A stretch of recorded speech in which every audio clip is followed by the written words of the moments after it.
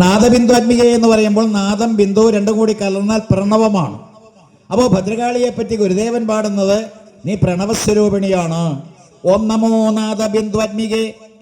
അടുത്തത് നാശഹീനേ അക്ഷര. നേരത്തെ ദേവിമഹാത്മ്യത്തിൽ പറഞ്ഞ അക്ഷര. അപ്പൊ ഈ പറയുന്ന രീതിയിൽ ഓം നമോ നാദബിന്ദു ആത്മികേ നാശഹീനേ നമോ നാരദീഠ്യപാദാരവിന്ദേ.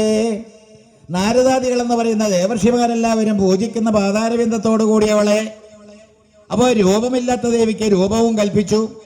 പ്രണവസ്വരൂപിണിയായിരിക്കുന്ന അമ്മയ്ക്ക് ഒരു പ്രത്യേക കയ്യും കാലും എല്ലാം തന്നെ കൊടുത്തുകൊണ്ട് നാരദാദികളെല്ലാം തന്നെ പൂജിക്കുന്ന പാദങ്ങളോട് കൂടിയവളാണെന്ന് പറഞ്ഞുകൊണ്ട് വീണ്ടും മുന്നോട്ട് പോകുമ്പോൾ ഓം നമോ നാദബിന്ദു ആത്മികേ നാശകീനെ നമോ നാരദാദിഠ്യപാദാരവിന്ദേ നമോ നാൻമറയ്ക്കും മണിപ്പൂം വിളക്കേ.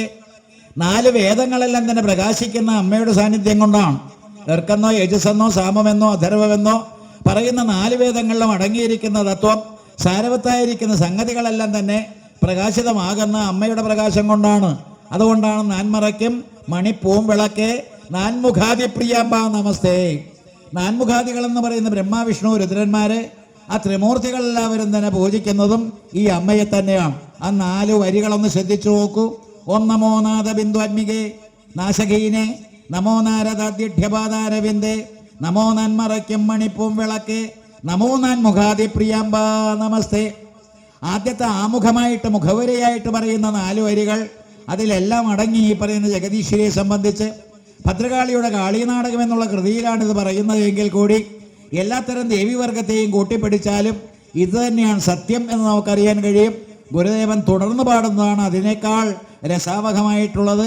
സമസ്ത പ്രപഞ്ചം സൃജിച്ചും ഭരിച്ചും മുദാസംഹരിച്ചും രമിച്ചും രസിച്ചും കളിച്ചും പൊളച്ചും മഹാഘോരഘോരം വിളിച്ചും മമാനന്ദദേശേ തെളിഞ്ഞും പറഞ്ഞും തുളുമ്പും പ്രപഞ്ചം തുളഞ്ഞുള്ളിലെള്ളോളമുള്ളായിരുന്നും തിരിഞ്ഞും പിരിഞ്ഞും മഹാ ആനന്ദധാരം ചൊരിഞ്ഞും പദാംഭോജ ഭക്തർക്ക് നിത്യം വരുന്നോരു തുമ്പങ്ങളെല്ലാം അറിഞ്ഞും കരിഞ്ഞീടുമാറാവിരാതങ്ക ബീജം കുറഞ്ഞോരു നേരം നനയ്ക്കുന്ന ഭക്തർക്ക് അറിഞ്ഞീല മറ്റുള്ള കൈവല്യ രൂപം.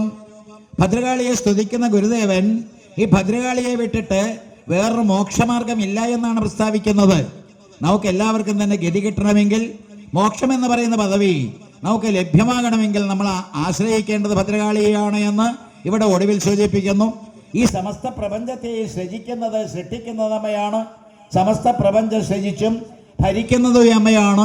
സമസ്ത പ്രപഞ്ചം സൃജിച്ചും ഭരിച്ചും ഒടുവിൽ മുദാസംഹരിച്ചും എന്നാണ് പ്രയോഗിച്ചത്. ഈ ലോകത്തെ മുഴുവൻ ചുട്ടരിച്ച് ചാമ്പലാക്കുന്ന അമ്മയുടെ വൈഭവം അപ്പോഴും തുള്ളിച്ചാടുന്ന അമ്മ പുഞ്ചിരിച്ചുകൊണ്ടാണ് കാര്യങ്ങൾ നിർവഹിക്കുന്നത്. അപ്പോൾ സൃഷ്ടിക്കുമ്പോഴും ചിരി, പാലിക്കുമ്പോഴും ചിരി, സംഹരിക്കുമ്പോഴും ചിരി.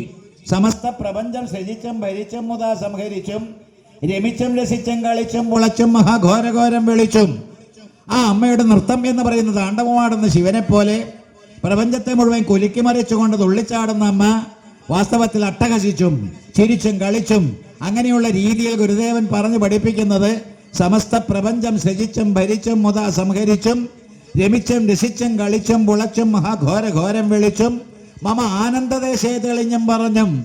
എൻ്റെ ആനന്ദദേശം എന്ന് പറയുന്ന മസ്തിഷ്കത്തിൽ ഇങ്ങനെ എല്ലായ്പ്പോഴും അമ്മ പ്രകടമായിട്ട് കാണുന്നു. മമ ആനന്ദദേശേ തെളിഞ്ഞും പറഞ്ഞും തുളുമ്പും പ്രപഞ്ചം തുളഞ്ഞുള്ളിൽ എള്ളോളമുള്ളായിരുന്നു. ഇങ്ങനെ നിറഞ്ഞിരിക്കുന്ന ഈ പ്രപഞ്ചത്തെ മുഴുവൻ പരിശോധിക്കുമ്പോൾ അതിൻ്റെ ഉള്ളിലേക്ക് കടന്ന് അവിടെ എള്ളിൻ്റെ രൂപത്തിൽ അണോരണിയാൻ എന്ന് പറയുന്ന രീതിയിൽ സൂക്ഷ്മമായിട്ട് വർദ്ധിക്കുന്നതും അല്ലയോ അമ്മേ നീ തന്നെയെന്ന്. മഹാനന്ദ ധാരാഞ്ചൊരിഞ്ഞും ആനന്ദത്തിൻ്റെ എല്ലാ തരത്തിലുള്ള ധാര അതെല്ലാം തന്നെ ഒഴുക്കി വിട്ടുകൊണ്ട് നമ്മളെ ആനന്ദത്തിൽ ആറാടിക്കുന്ന അമ്മയാണ്. മഹാ ആനന്ദ ധാരാഞ്ചൊരിഞ്ഞും പദാംബോജ ഭക്തർക്ക് നിത്യം വരുന്ന ഒരു തുമ്പങ്ങളെല്ലാം അറിഞ്ഞും ഭക്തന്മാരുടെ ദുഃഖങ്ങളും ദുരിതങ്ങളും ഇതെല്ലാം തന്നെ വേണ്ട രീതിയിൽ അറിഞ്ഞ് ഇരിക്കുന്ന അല്ലയോ അമ്മേ, അറിഞ്ഞു നമ്മളെല്ലാവരും തന്നെ കൈവല്യ രൂപമായിട്ട് കാണുന്നത് അമ്മയെ തന്നെയാണെന്ന് പ്രഖ്യാപിക്കുകയാണ്. സമസ്ത പ്രപഞ്ചം സൃജിച്ചും ഭരിച്ചും മുദാസംഹരിച്ചും രമിച്ചും രസിച്ചും കളിച്ചും പുളച്ചും മഹാഘോരഘോരം വിളിച്ചും മമ ആനന്ദദേശേ തെളിഞ്ഞും പറഞ്ഞും തുളുമ്പും പ്രപഞ്ചം തുളഞ്ഞുള്ളിൽ എള്ളോളമുള്ളായിരുന്നും തിരിഞ്ഞും പിരിഞ്ഞും മഹാനന്ദധാരം ചൊരിഞ്ഞും പദാംഭോജ ഭക്തർക്ക് നിത്യം വരുന്നോരു തുമ്പങ്ങളെല്ലാം അറിഞ്ഞും കരിഞ്ഞീടുമാറാവിരാതങ്ക ബീജം കുറഞ്ഞോരു നേരം നനയ്ക്കുന്ന ഭക്തർക്ക് അറിഞ്ഞീല മറ്റുള്ള കൈവല്യ രൂപം. അപ്പോൾ കാളിയെ പറ്റിയാണെങ്കിലും ദുർഗയെ പറ്റിയാണെങ്കിലും ജഗദീശയെ സംബന്ധിച്ചാണെങ്കിലും ജന്നി നവരത്നമഞ്ജരിയാണെങ്കിലും കാളി നാടകമാണെങ്കിലും അവിടെയെല്ലാം തന്നെ ഗുരുദേവൻ പാടിത്തന്നത് അതിവിശിഷ്ടമായിരിക്കുന്ന ദേവി തത്വമാണ്. ആ ദേവി എന്ന് പറയുന്ന ചൈതന്യത്തെ മനസ്സിലാക്കാൻ യാതൊരു ബുദ്ധിമുട്ടുമില്ല. നിങ്ങളിലും എന്നിലും എല്ലായ്പ്പോഴും എല്ലായിടത്തും വർത്തിക്കുന്ന ആ ചൈതന്യത്തെയാണ് നമ്മളിവിടെ കാണുന്നത്. നമ്മൾ ക്ഷേത്രം നിർമ്മിച്ച് പ്രതിഷ്ഠിച്ചു കഴിഞ്ഞാലും അവിടെ അടങ്ങി ഒതുങ്ങിയിരിക്കാത്ത വ്യാപകത്വം എന്ന് പറയുന്ന വഷട്കാരം അതെല്ലാം തന്നെ ഉൾക്കൊള്ളുന്ന ദേവിയുടെ ചിത്രമാണ് സർവത്ര കാണുന്നത് എന്ന്. അതുകൊണ്ട് നിങ്ങൾ കുറച്ചുകൂടി പ്രബലമായിട്ട് ദേവി ചൈതന്യത്തെ ആകർഷിച്ചുകൊണ്ട് ആവാഹിച്ചുകൊണ്ട് അതിനെ സ്വാംശീകരിച്ചുകൊണ്ട് അതിൽ തന്നെ ലയിച്ചുകൊണ്ട് കാര്യങ്ങൾ നിർവഹിക്കാനായിട്ട് ശ്രമിച്ചേ